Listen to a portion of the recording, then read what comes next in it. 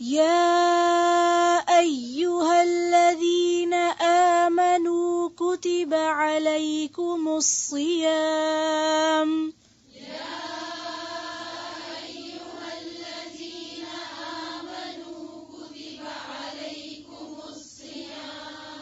كتب عليكم الصيام كما كتب على الذين من قبلكم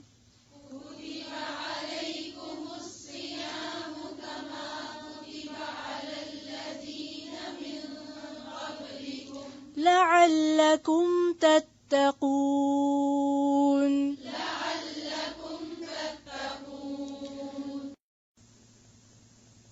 یا ایھا الذین آمنوا، اے لوگو جو ایمان لائے ہو، کتب علیکم، تم پر لکھ دیا گیا، یعنی فرض کر دیے گئے، obligatory. کیا؟ الصیام، سیام. سیام کا لفظ جو ہے یہ صوم سے ہے، صاد واو میم. صوم اور سیام مصدر ہیں، ٹھیک، مصدر ہیں. صوم کا لفظی معنی ہوتا ہے کسی چیز سے رک جانا، کسی چیز کو چھوڑ دینا. اب یہ لفظی معنی یاد رکھیے. کیا معنی؟ ذہن میں لائیے روزہ یا صوم اور پھر فیل کیجئے کہ روزہ کیا ہے. صوم کا معنی عربی میں کیا ہے؟ کسی چیز کو چھوڑ دینا، روک دینا. ٹھیک ہے جی ہاں. اب باقی مطلب تو خود ہی سمجھ آ گیا آپ کو. اور شریعت میں صبح صادق سے لے کے غروب آفتاب تک کھانے پینے اور بیوی کے ساتھ تعلق قائم کرنے سے رکنے کا نام روزہ ہے یا صوم ہے. اصل میں یہ لفظ جو ہے صوم عربوں کے ہاں پہلے بھی استعمال ہوتا تھا، اسلام سے پہلے، اور اس کا لفظی معنی ہے صام الفرس صومن، گھوڑے نے چارہ نہ کھایا، گھوڑا چارے سے رکا رہا. عرب اپنے گھوڑوں اور اونٹوں کو بھوک اور پیاس کا عادی بناتے تھے. کیوں؟ کیونکہ ان کے حالات بہت سخت تھے، موسم بہت سخت تھا. اب کے عرب کو مت دیکھیے کہ جہاں ہر طرف ایئر کنڈیشنز ہے. آج سے 1400 سال پہلے دیکھیے کہ جب بجلی بھی نہیں تھی، پنکھا بھی نہیں تھا، اور سفر جو تھے وہ اونٹوں پر اور گھوڑوں پر ہوتے، جنگیں بھی انہی پہ لڑی جاتی. تو اس وقت پھر جانور اگر سہل اور نازک ہوتے تو وہ ساتھ نہیں دیتے تھے، اس کے لیے انہیں تیار کیا جاتا تھا. یعنی ان کی بھی ٹریننگ ہوتی تھی، اور وہ ٹریننگ کس طرح ہوتی تھی کہ انہیں بھوک پیاس کا عادی بنایا جاتا تھا تاکہ وہ زیادہ سے زیادہ سختی برداشت کر سکیں. اور اسی طرح وہ اپنے گھوڑوں کو تند تیز ہوا کے مقابلے کے لیے بھی تیار کیا کرتے تھے، کیونکہ وہاں پر تیز آندھیاں چلتی تھی تو شدید قسم کے تھپیڑوں کے مقابلے میں چلنے کی بھی ٹریننگ دیتی تھی. اور اسی لیے آپ دیکھیں کہ نبی صلی اللہ علیہ وسلم کے بعد جب صحابہ کرام عرب سے باہر نکلے ہیں تو ان کے مقابلے میں فزیکلی بھی لوگ نہیں ٹھہر پائے، کیونکہ شدید زندگی کے عادی تھے نا، آرام دہ زندگی نہیں تھی ان کی. تو بہرحال صوم میں پھر کیا چیز آ گئی؟ نمبر 1 رکنا. نمبر 2 رکنا کس لیے؟ تاکہ برداشت پیدا ہو، سختی کا انسان عادی ہو. اور اسی طرح خاص طور پر کس چیز سے رکنا؟ کھانے پینے سے. جیسے وہ گھوڑوں کو گھاس پانی نہیں دیتے تھے اور زیادہ دوڑاتے تھے، تیز دوڑاتے تھے، شدید ہواؤں میں دوڑاتے تھے تاکہ ہوا اور گرم لو کے تھپیڑے کھانے کی بھی عادی ہوں. تو روزے کے اندر بھی بنیادی طور پر یہی فلسفہ ہے کہ انسان کو لذتوں سے دور کر کے، خواہشات سے دور کر کے سیلف کنٹرول کی عادت ڈالی جائے. تو دوسرے لفظوں میں روزہ دراصل کیا ہے؟ سیلف کنٹرول کی ٹریننگ، سیلف کنٹرول اور برداشت کی عادت. کیونکہ کھانا پینا اور شہوت انسان بعض اوقات ان سے مغلوب ہو جاتا ہے. تو جو شخص اپنی ان 2 چیزوں کو کنٹرول کر سکتا ہے وہ شخص پھر ہر چیز کو کنٹرول کر سکتا ہے. پھر وہ ہر گناہ سے رکنے کا اپنے اندر اسٹیمنا پا سکتا ہے. تو یہ تم پر فرض کر دیے گئے، لکھ دیے گئے تم پر روزے رکھنا یا روزہ رکھنا. کما جیسا کہ کتبہ فرض کیے گئے، کس پر؟ علی الذین ان لوگوں پر، من قبلکم جو تم سے پہلے تھے. کون تھے تم سے پہلے؟ یہود و نصارہ بھی، اور خود عربوں کے اندر بھی یہ کانسیپٹ تھا، اور اس سے صرف یہود و نصارہ نہیں، جتنے بھی پچھلی قومیں گزری، قومیں نہیں بلکہ امتیں. یعنی روزہ ایک ایسی عبادت ہے جو پچھلی تمام امتوں پر فرض رہا ہے. یعنی تمہارے لیے کوئی نئی چیز نہیں ہے. اور اس کا مقصد کیا ہے؟ لعلکم، تاکہ تم، فائدہ کیا؟ تتقون، تم متقی بن جاؤ. تقوی کا روٹ کیا ہے؟ واو قاف یہ، اور اس کا معنی کیا ہے؟ وقایا کا مطلب ہوتا ہے بچنا، پریونشن. تو تتقون، تاکہ تم بچ جاؤ. اور بچو کس سے؟ آگ سے آخرت میں. اور دنیا میں کس سے بچو؟ برائیوں سے بچو. روزہ اس لیے ہے تاکہ تمہارے اندر برائیوں سے بچنے کے لیے اسٹیمنا یا طاقت پیدا ہو، سیلف کنٹرول تمہارے اندر آئے. اور پھر جب تک وہ نہیں آئے گا تو متقی نہیں بنو گے. عموماً متقی شخص کس کو سمجھا جاتا ہے؟ جو کم کھائے، کم بولے، کم ہنسے، اس کو متقی سمجھتے. اور یہ ساری علامتیں ہم نے ظاہر سے لگا دی، یعنی ظاہری کام. حالانکہ تقویٰ کیا ہے؟ اندر کا کام، وہ اندر سے نکلتا ہے. اور ون ورڈ میں آپ اس کو کیا کہہ سکتے ہیں؟ برداشت. برداشت کی قوت، یعنی اللہ کی محبت میں انسان روک لے خود کو، برداشت کر جائے غصے کی بات کرنے کو، یا کسی پہ زیادتی کرنے کو، یا کوئی گناہ کرنے کو. تو بیسیکلی برائیوں کا رستہ بند کرنے کی تدبیر ہے. کیا ہے؟ برائیوں کا رستہ بند کرنے کی تدبیر ہے روزہ.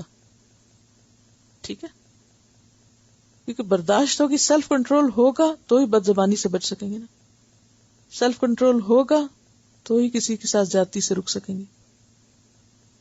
یا ایھا الذین آمنوا کتب علیکم الصیام کما کتب علی الذین من قبلکم لعلکم تتقون. اے لوگو جو ایمان لائے ہو، تم پر روزے فرض کیے گئے جیسا کہ ان لوگوں پر فرض کیے گئے جو تم سے پہلے تھے، تاکہ تم بچ جاؤ، تم میں تقوی پیدا ہو جائے. قرآن پاک میں روزے کا تفصیلی حکم اسی ایک مقام پر آیا ہے. دیگر عبادات میں ہم دیکھتے ہیں کہ ان کا ذکر مختلف جگہوں پر ملتا ہے، لیکن روزے سے متعلق احکامات ایک ہی جگہ پر تفصیل کے ساتھ. پیچھے ہم نے دیکھا کہ حرمت جان کا ذکر آیا، حرمت مال کا، جان اور مال کے بارے میں انسان کو کیا طریقہ اختیار کرنا چاہیے. اور اب روزے سے متعلق احکام بیان ہو رہے ہیں. جہاں کھانے پینے کی بات ہوئی، کلوا من طیبات ما رزقناکم، تو وہاں کھانے پینے سے اب رکنے کی بات بھی ہے. جہاں ایک طرف اللہ کی نعمتوں سے فائدہ اٹھانا مقصود ہے، وہاں نعمتوں کا شکر ادا کرنا بھی ضروری ہے. اور نعمتوں کا شکر اسی وقت انسان ادا کر سکتا ہے جب اس کو نعمتوں کی قدردانی ہو. تو روزہ رکھ کر ایک مخصوص وقت تک کے لیے کھانے پینے سے رکنا یا نعمت سے رکنا انسان کے اندر شدید احساس شکر پیدا کرتا ہے. اور جیسا کہ آپ جانتے ہیں کہ شکر اور تقوی دونوں بنیادی طور پر دل میں ہوتے ہیں، اور دل کے احساس اور کیفیت سے ہی ان کا آغاز ہوتا ہے. تو یہاں پر روزے کے مقاصد میں یہ دونوں چیزیں رکھی گئیں کہ لعلکم تتقون اور لعلکم تشکرون، کہ تمہارے اندر تقوی پیدا ہو اور تمہارے اندر شکر پیدا ہو. اور تقوی جس کا معنی ہم نے پڑھا کہ تقوی بچنے کا نام ہے، تو ہم دیکھتے ہیں کہ کس طرح روزہ رکھ کر انسان کے اندر مختلف گناہوں سے بچنے کی قوت پیدا ہوتی ہے، یا انسان پھر جہنم کی آگ سے بچنے کا سامان کرتا ہے۔ حدیث میں آتا ہے کہ الصوم جنۃ کجنۃ احدکم من القتال، کہ روزہ تمہارے لیے ڈھال ہے، جس طرح تم میں سے کسی کو جنگ سے بچانے کے لیے ڈھال ہوتی ہے۔ یعنی قیامت کے دن گناہوں کی جو آگ بھڑکے گی یا سزا انسان کے لیے تیار ہوگی، اس سے بچنے کے لیے روزہ ایک مؤثر کردار ادا کرتا ہے اور انسان کو آگ سے بچانے والا ہے، دنیا میں گناہوں سے بچا کر۔ گناہ عام طور پر کیوں ہوتا ہے؟ گناہ انسان کب کرتا ہے؟ گناہ کا سبب کیا چیز ہوتی؟ خواہشات کی پیروی، اور خواہشات کی پیروی میں اللہ کی قائم کی ہوئی حدود کو توڑنا۔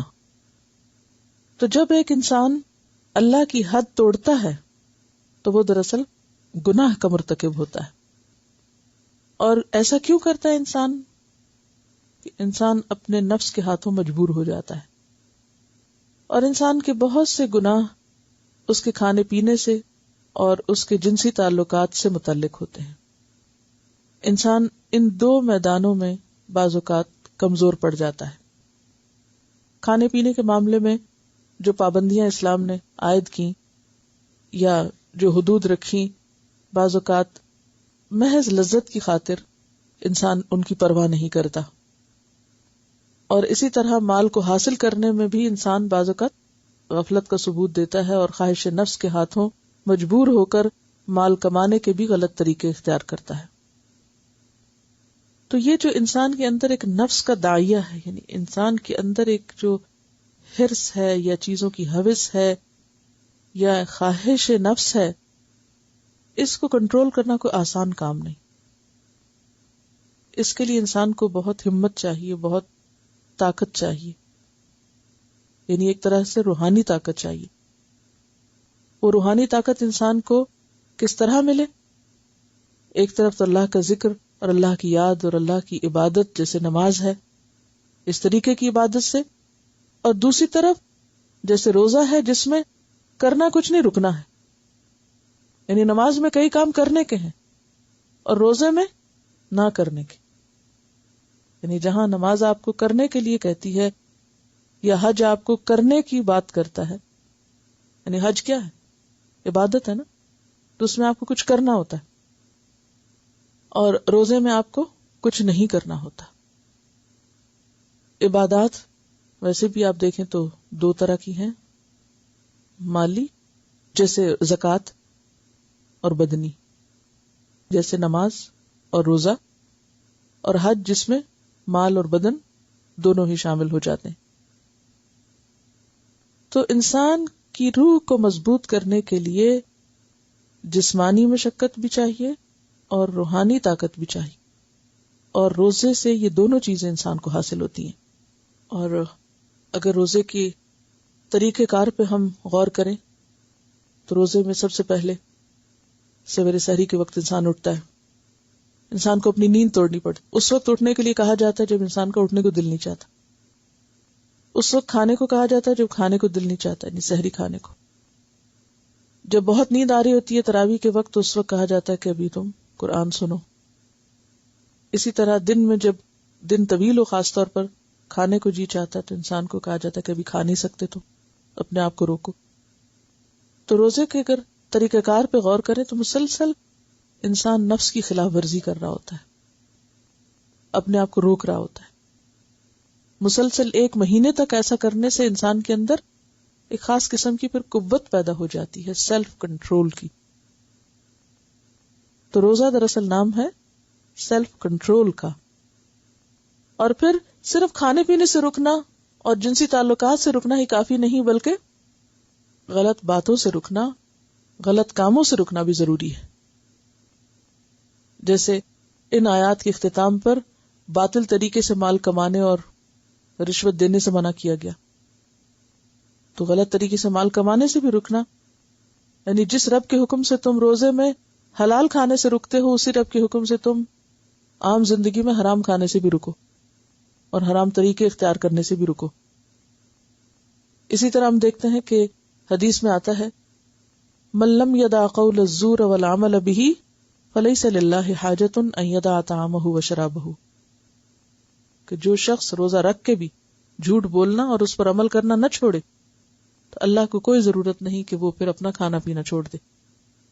اس سے یہ بھی پتہ چلتا ہے کہ اگرچہ ظاہری طور پر صرف کھانا پینا روکا گیا، لیکن عملی طور پر رمضان میں ہمیں یا روزے کی حالت میں ہمیں بد زبانی کرنے سے یا غلط بیانی کرنے سے بھی روکا گیا. تو بیسیکلی روزے کا اگر پورا کانسیپٹ دیکھیں تو اس میں خود کو روکنا جو ہے وہ نمبر 1 ہے، یعنی روک لینا، برائی سے روکنا، حرام سے روکنا، کھانے پینے سے روکنا، جھوٹ سے روکنا، غلط باتوں سے رکنا. اور رکنے کی ایک ٹریننگ ہے، یعنی ایک تربیت کا مہینہ ہے جس میں انسان ہر وقت رکنے کی پریکٹس کر رہا ہوتا ہے. تو یہاں اس کا فائدہ یہ بتایا کہ اس طرح تمہیں رکنا آ جائے گا، سیلف کنٹرول تمہارے اندر آ جائے گا اور اس کا فائدہ تمہیں کو پہنچے گا. اسی لیے ہم دیکھتے ہیں کہ روزے کا اجر بہت بڑا ہے. حدیث میں آتا ہے کہ جو شخص اللہ کے راستے میں ایک دن کا روزہ رکھتا ہے، اللہ تعالیٰ اس کا چہرہ اس ایک دن کے بدلے جہنم سے 70 سال دور کر دے گا. یہ بخاری کی روایت ہے. یعنی اتنا زبردست فائدہ ہے کہ جو حقیقی معنوں میں اپنی روح کے ساتھ روزہ رکھتا ہے، فی سبیل نے اللہ کی خاطر، جیسے اللہ نے کہا ہے، نہ تو غلط زبان استعمال کرتا ہے اور نہ ہی روزے کی حالت میں جو پابندیاں ہیں ان میں سے کسی پابندی کو توڑتا ہے، تو ایسا شخص جو صبر اور شکر کا بہترین مظاہرہ کرتا ہے قیامت کے دن بہترین اجر پائے گا. اور یہ آیت جو ہے یہ 2 ہجری میں شعبان کے مہینے میں سوموار کے دن نازل ہوئی تھی مدینہ میں آنے کے بعد. اور روزے کو ہم دیکھتے ہیں کہ اس آیت کی روح سے ایمان کا تقاضا بھی قرار دیا جا رہا ہے. یا ایھا الذین آمنوا کتب علیکم الصیام، اے لوگو جو ایمان لائے تم پہ روزے فرض کیے گئے. تو گویا روزہ رکھنا ایمان کا حصہ ہے. جسے پہلے دن بات ہوئی تھی نا کہ ایمان محض قول کا نام نہیں، ایمان دل کے یقین، زبان کے اقرار اور عمل کی تصدیق کا نام ہے. یعنی آپ کا عمل بھی ایمان ہی کا حصہ ہے. جس کا ایمان مضبوط ہوگا اس کا عمل بھی بہترین ہوگا، اور جس کا عمل خراب ہے تو اس سے پتہ چلتا ہے کہ بنیادی کمزور ہے، جڑی کمزور ہے، بیج ہی خراب ہے، ایمان کمزور ہے. تو اس لیے ہم دیکھتے ہیں کہ اے اہل ایمان کہہ کے پکارا گیا، ایمان کا واسطہ یا ایمان کا احساس دلایا گیا ہے.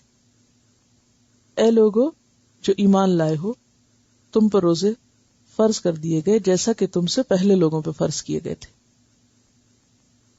اور پہلی امتوں میں صرف کھانے پینے سے رکنے کا روزہ نہیں ہوتا تھا، بولنے سے رکنے کا بھی روزہ ہوتا تھا.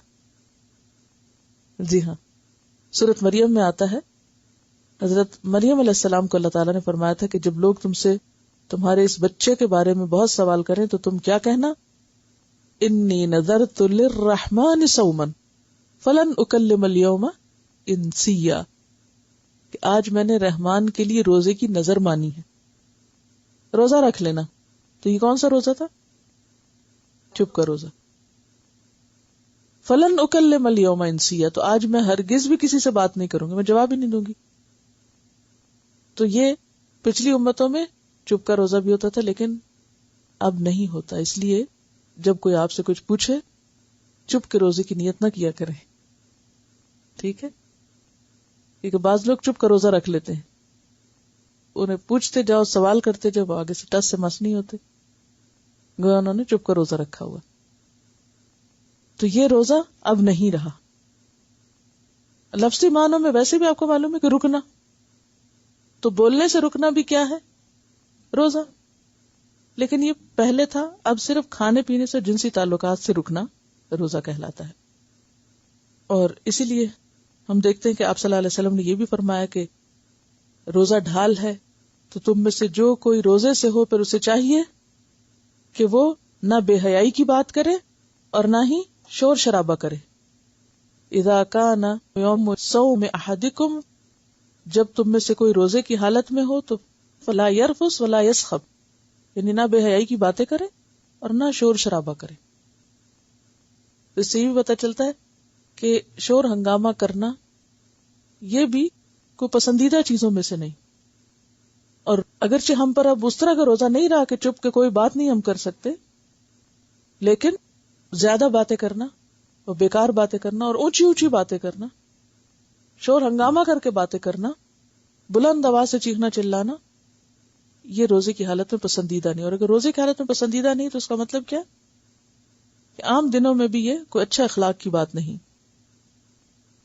تو یا ایھا الذین آمنوا، اے لوگو جو ایمان لائے ہو، کتب علیکم الصیام، تم پر روزے فرض کیے گئے، کما کتب علی الذین من قبلکم، جیسے کہ پہلی امتوں پہ فرض کیے گئے تھے جو تم سے پہلے گزری، لعلکم تتقون، تاکہ تم تقوی اختیار کرو.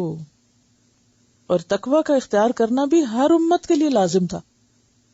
تقوی بھی ڈے 1 سے انسان سے مطلوب ہے. سورۃ النساء آیت نمبر 131 میں آتا ہے وَلَقَدْ وَصَّيْنَا الَّذِينَ أُوتُوا الْكِتَابَ مِنْ قَبْلِكُمْ وَإِيَّاكُمْ أَنِ اتَّقُوا اللَّهَ، کہ جن لوگوں کو کتاب دی گئی ان کو اور تم کو سب کو ہم نے وصیت کی ہے، تاکیدی حکم دیا ہے کہ اللہ کا تقوی اختیار کرو، کیونکہ تقوی کے بغیر کامیابی نہیں ہو سکتی.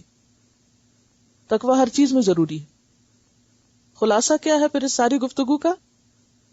یعنی روزہ فرض کیا گیا تاکہ تم میں تقوی پیدا ہو.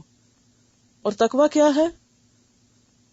انسان اس دنیا میں اس طرح زندگی بسر کرے کہ جن چیزوں سے اللہ نے رکنے کے لیے کہا ہے، بچنے کے لیے کہا ہے، ان سے رک جائے. کیونکہ صوم ہے ہی رکنا، اپنے آپ کو روکنا. یعنی جو شخص رمضان میں کھانا پینا چھوڑ سکتا ہے اور شور ہنگامہ چھوڑ سکتا ہے تو وہ عام زندگی میں بھی اللہ کے حکم سے اللہ کی ناپسندیدہ باتوں کو، کاموں کو جو اس کو پسند نہیں ان کو بھی چھوڑ سکتا ہے. تو خلاصہ ساری بات کا کیا ہے کہ روزے کیوں فرض کیے گئے، رمضان کا مقصد کیا ہے؟ اس بات کی ٹریننگ کہ انسان اللہ کی منع کی ہوئی باتوں سے رکنے کے قابل ہو، کیونکہ رکنا ہی ضروری ہے. حدیں مت توڑو ورنہ پکڑے جاؤ. اگر آپ کسی کی باؤنڈری وال کو کراس کر کے داخل ہو جائیں تو آپ کس چیز کو دعوت دیتے ہیں؟ اپنے گھر سے نکل کے کسی اور گھر میں چھلانگ لگائے، خود تو کیا ذرا کوئی چیز پھینکے. تو یہ جو حدود ہیں اللہ کی کہ جہاں اللہ تعالیٰ روکتا بس یہاں رک جاؤ، بس اس سے آگے نہیں جا سکتے، وہاں رکنا ضروری ہے. اگر تم نے اپنے نفس کی باگیں ڈھیلی چھوڑ دی اور نفس کے گھوڑے کو بے لگام کر دیا کہ وہ جہاں چاہے جا کے جس کا کھیت چر لے، جو چاہے کر لے، تو پکڑ ہو جائے گی. اب آپ ساری چیز کو تصور میں لائیے. سام الفرس، گھوڑے نے روزہ رکھا اور گھوڑوں کو ٹریننگ دی جاتی تھی اور پھر روزہ ہم پہ فرض کیا گیا. ہمیں بھی نفس کے گھوڑے کو ٹرین کرنا ہے اور وہ باتیں نہیں کرنی جو منع کی گئی ہیں، وہ کام نہیں کرنے جو منع کیے گئے ہیں، کیونکہ اللہ تعالی نے جو دین ہمیں دیا ہے وہ ہماری زندگی کو کیا کرتا ہے؟ ڈسپلن. مومن بے لگام زندگی نہیں گزارتا بلکہ ڈسپلنڈ زندگی گزارتا ہے. تو ہم کیا چاہتے ہیں؟ جی ہم کہتے ہیں کہ ہمارا کوئی ٹائم ٹیبل نہ ہو، کوئی روک ٹوک نہ ہو، کوئی پوچھ نہ ہو، کوئی مشکل نہ ہو، ہمیں جینے دو جیسے ہم چاہتے ہیں جینا. ٹھیک ہے، پھر دنیا میں ہی جنت بنا لو جیسے چاہتے ہو. اللہ کی اس بہترین جنت میں داخل ہونے کے لیے تو آپ کو ایک ڈسپلن کا پابند ہونا ہی پڑے گا. اللہ کی روکی ہوئی چیزوں سے رکنا ہی پڑے گا، اس کے بغیر گزارا نہیں. یہ ہے سبق روزے کا. طرح طرح کے کھانے لگے ہوئے ہوں، ہر چیز اویلیبل، سخت بھوک نہیں کھانا. کس کے ڈر سے؟ اللہ کے ڈر سے. کس کے حکم سے؟ اس کے حکم سے. اگر آپ کسی ایسے معاشرے میں رہ رہے ہیں جہاں بے حیائی کے کھلے مواقع، کوئی روک ٹوک نہیں، کوئی پوچھ نہیں، کوئی ماں باپ دیکھنے والے نہیں، منع نہیں کر سکتے، کوئی پابندی نہیں لگا سکتے، قانون آپ کے حق میں، ہر چیز آپ کو سپورٹ کرتی ہے، ہر فیسلٹی موجود ہے، لیکن آپ کیوں رکے؟ اللہ کے حکم سے. یہی روزے کا سبق کہ آپ دنیا کے کسی بھی حصے میں ہوں، ساری دنیا غلط کر رہی ہو، لیکن آپ اللہ کے ڈر سے رکے رہیں. یہی اصل روزہ ہے. اور مومن مرتے دم تک روزے سے ہوتا ہے. مومن کا روزہ کب افطار ہوگا؟ جنت میں ہوگا. یہ مومن کی ٹریننگ ہے.